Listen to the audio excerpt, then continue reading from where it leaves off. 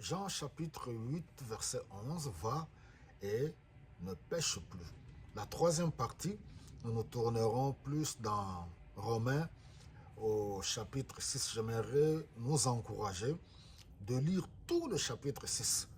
Le problème du péché, c'est un problème très complexe, mais Paul a reçu la révélation et il explique cela dans des termes plus clairs, soutenus par l'Esprit de Dieu. Alors, mes bien-aimés, je veux beaucoup insister là-dessus. Prenez le temps de lire Romains 6. Nous comprendrons que le problème du péché ne peut pas être, ce n'est ni la religion, ni les coutumes, ni les rites, ni une connaissance quelconque, ni même, voilà, pour ceux qui prônent croire aux ancêtres. Chacun est libre, effectivement, avec tout le respect.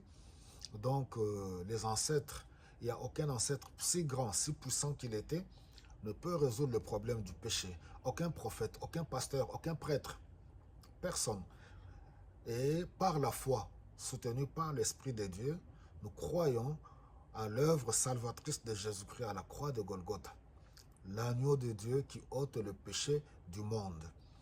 Alors, ici, Paul explique que nous sommes morts par rapport au péché, mais vivants en Christ. Parce que Christ a dit à la femme, et c'est ce que nous sommes en train de voir, va et ne pêche plus.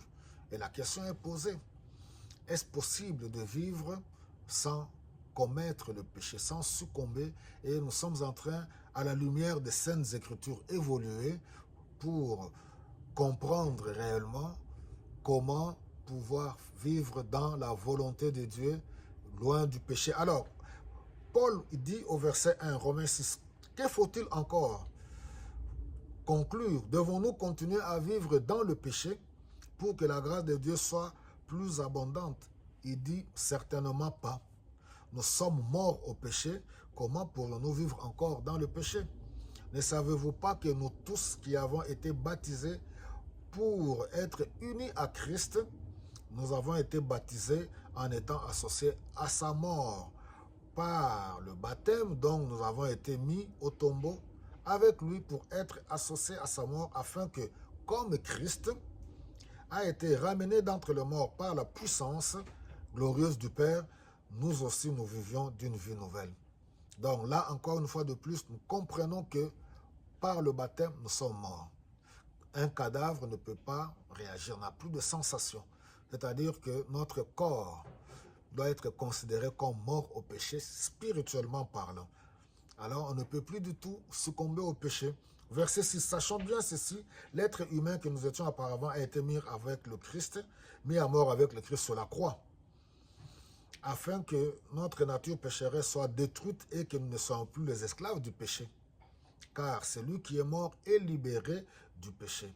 Si nous sommes morts avec le Christ, nous sommes convaincus que nous vivrons aussi avec lui. Beaucoup ne sont pas morts avec le Christ. Chanter des cantiques, aller même à l'église, ne fait pas de nous de vrais chrétiens convertis qui sont morts par rapport à leur vie ancienne. C'est pour cela, pour comprendre ces choses, il faut une vie de soumission, une réelle repentance, une réelle conversion, une réelle soumission à la parole de Dieu. Chercher à connaître le Seigneur dans l'étude de la parole, croire en cette parole et non à une religion.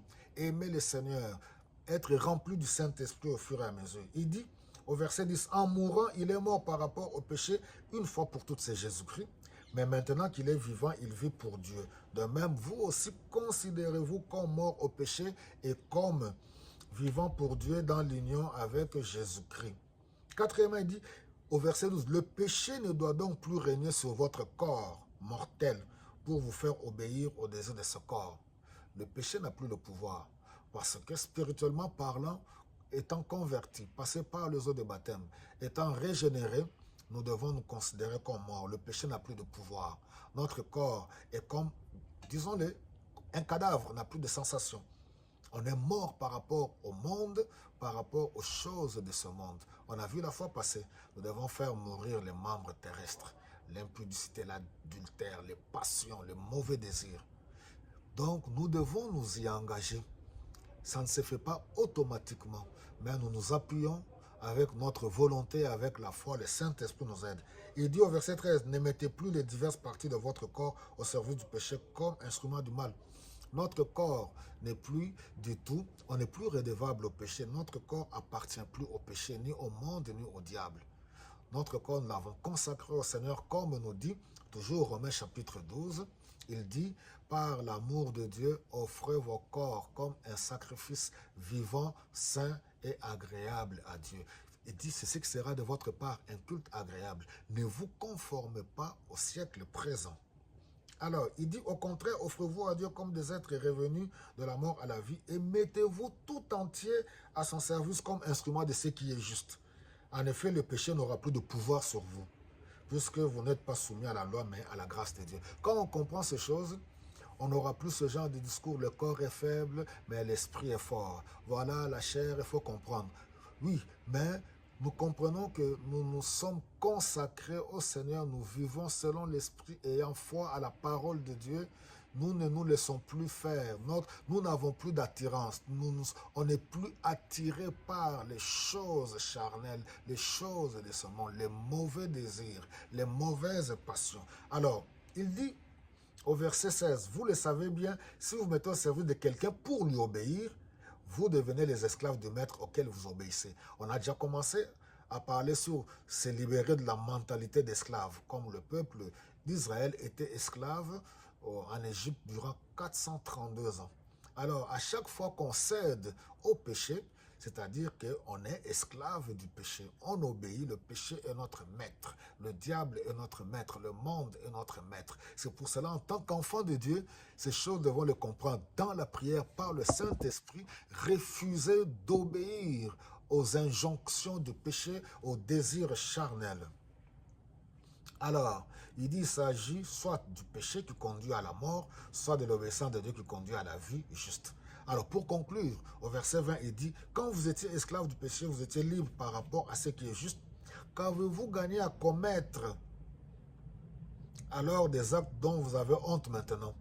Ces actes mènent à la mort.